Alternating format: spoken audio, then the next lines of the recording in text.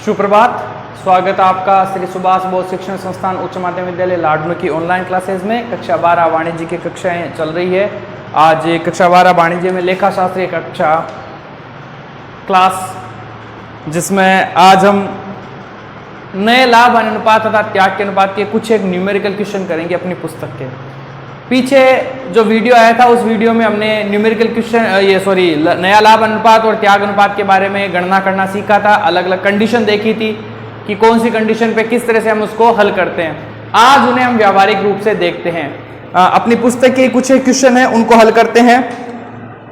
जो राजस्थान माध्यमिक शिक्षा बोर्ड के द्वारा जारी जो लेखा शास्त्र की पुस्तक है उसी का चैप्टर नंबर सेकंड के अति लघुतरात्मक प्रश्नों की बात करते हैं। अति लघुतरात्मक में प्रश्न संख्या 5। एक फर्म में ए व बी साझेदार हैं जो 3-2 अनुपात में लाभ विभाजन करते हैं। सी का लाभों में हिस्सा 20% हिस्से के लिए प्रवेश करता है। नया लाभ विभाजन अनुपात व त्याग अनुपात ज्ञात कीजिए। देखो प्रश्न में क्या कहा गया है कि दो पार्टनर है ए व बी, ए और बी, आंसर 5, जिनका 3-2 अनुपात में साझेदारी में समझौता है। उन्होंने एडमिशन दिया सी को कितने परसेंट के लिए? 20% के लिए। 20% का मतलब हो गया 20% या 1/5। अभी 1/5 कैसे हुआ? 20/100, तो 1/5 यानी 1/5 हिस्से के लिए प्रवेश दिया। समझ में आ गई बात?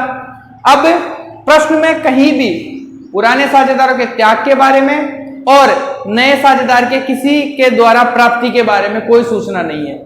ठीक है, इसका मतलब शर्त है वो पहली लगती है। तो पहली शर्त कैसे हल करेंगे? हमने सीखा था। पहली शर्त हल करेंगे, माना कुल लाभ बराबर 1, सी का हिस्सा 1/5, तो शेष लाभ 1 माइनस 1/5, तो बच गया कितना? 4/5। यानी इस 1 रुपए लाभ में से 1/5 सी को देने के बाद लाभ कितना बचता है? 4/5। 4/5 में ए और बी का हिस्सा निकालना है। तो ए का नया अनुपात, अब ए और बी के लिए लाभ बचा कितना है? 4/5 तो बचा है, और उनका अनुपात कितना है? 3/5। ठीक है, तो कितने हो गए? 12/25। उसके बाद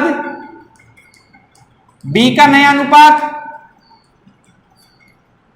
4/5 गुणा 2/5, 8/25। बात आ रही समझ में? अब ए अनुपात बी अनुपात सी 12/25, 8/25 और 1/5, 5 से 5 गुणा किया 5/25, तो नया अनुपात क्या हो जाएगा? 12, 8 और 5। बात आ गई समझ में? अब देखो मैंने आपको बताया था कि पहली शर्त जब होती है, पहली शर्त कौन सी? जब पुराने साझेदारों का अनुपात दिया और नए साझेदार का हिस्सा दिया हो, इसके अलावा कोई सूचना नहीं है। तो पहली शर्त में पुराने साझेदारों का पुराना अनुपात ही क्या होता है? त्याग अनुपात होता है। अब देखो इसको कैसे करेंगे। त्याग के अनुपात को हम हल करके देख सकते हैं। ये केवल यही हल करके बता रहा हूं, आगे आपको केवल याद रखना है। पहली शर्त में हमेशा पुराने साझेदार का जो पुराना अनुपात है वही त्याग का अनुपात होता है। कैसे? हमने सैक्रिफाइसिंग रेशियो का फॉर्मूला क्या देखा था? ओल्ड रेशियो पुराना अनुपात माइनस न्यू रेशियो नया अनुपात। तो ए का त्याग, ए को पहले कितना मिल रहा था? 3/5। नया कितना मिल रहा है? 12/25।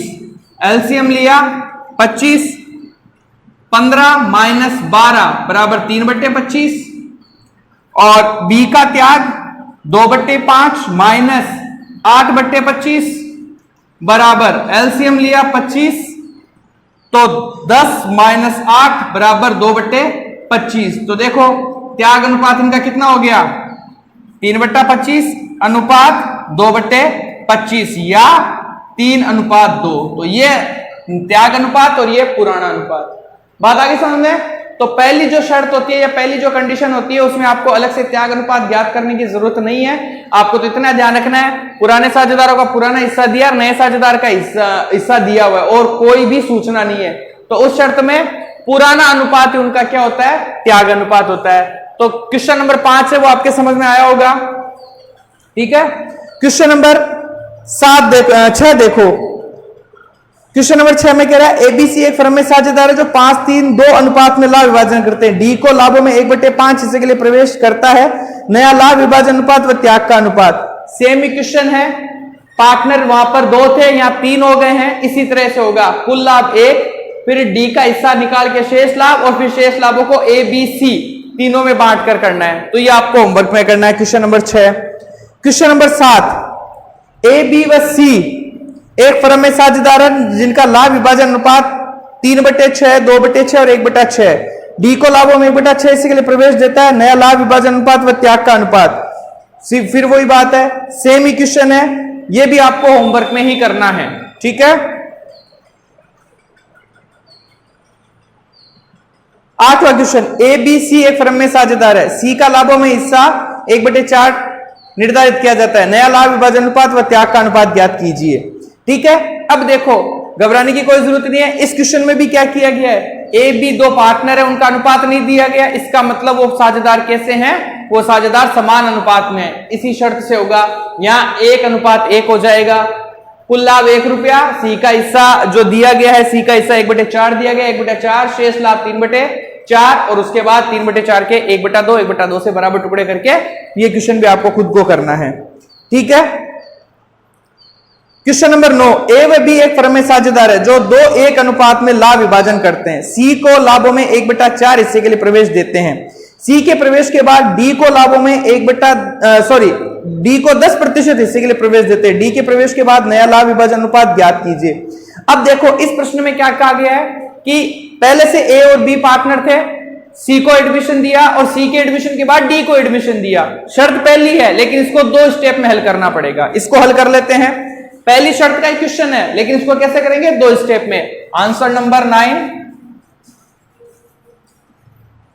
ए और बी पार्टनर है, ए और बी पार्टनर है, उनका अनुपात क्या दिया गया है, 2:1।